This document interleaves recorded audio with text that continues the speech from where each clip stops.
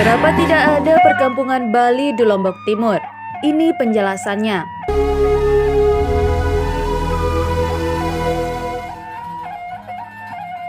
Tidak sulit menemukan perkampungan etnis Bali di wilayah Lombok Barat, Mataram, Lombok Tengah, atau Lombok Utara.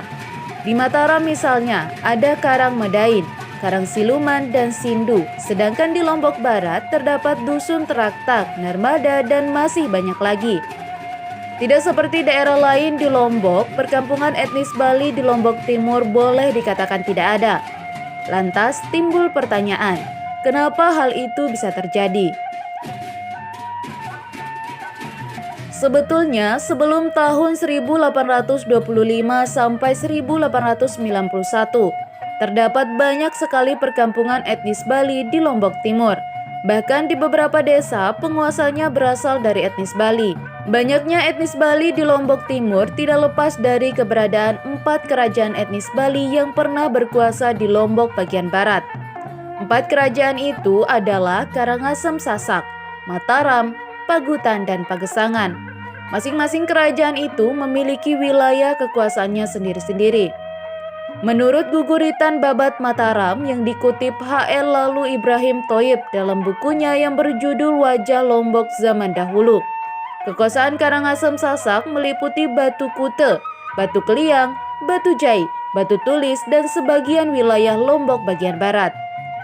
Kerajaan Pagutan wilayahnya meliputi Suranadi, Kembang Kuning, Surabaya, dan Suralaga. Sedangkan Pagesangan meliputi Pringgarate, Pringgajurang, Pringgasela, Pringgabaya, Pancor, dan Kelayu.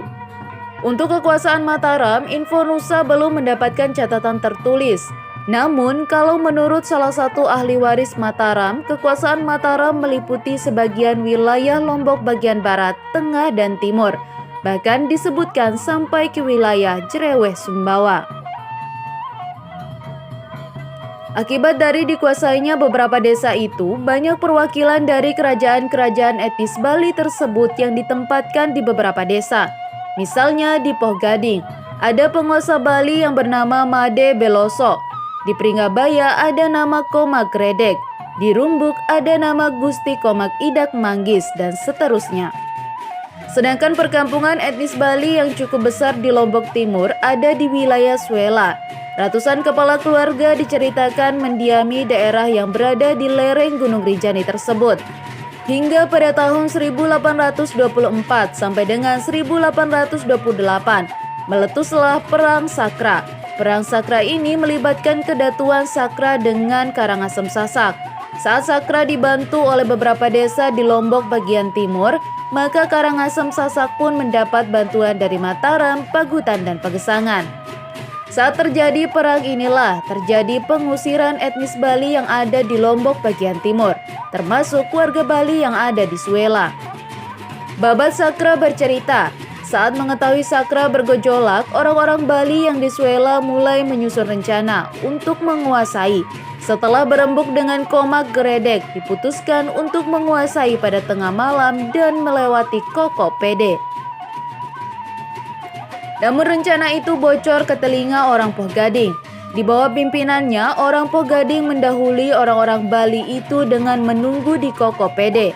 Diceritakan saat para pengungsi dari Suela itu melewati Koko Pede, terjadi penyerangan oleh orang Poh Gading. Banyak etnis Bali yang tewas karena penyergapan itu, sedangkan sisanya yang masih hidup dijadikan tahanan. Di desa-desa lain pun demikian adanya. Hampir semua etnis Bali berusaha meninggalkan Lombok Timur. Mereka menyebar mulai dari Tanjung sampai Cakranegara. Hingga akhirnya pada tahun 1891, saat meletus Perang Peraya, etnis Bali di Lombok Timur benar-benar telah pergi untuk selamanya. Kini yang tersisa hanyalah cerita bahwa dulu di Lombok Timur etnis Bali pernah bermukim dan beranak pinak. Namun karena peperangan mereka harus rela meninggalkan tanah dan harta mereka.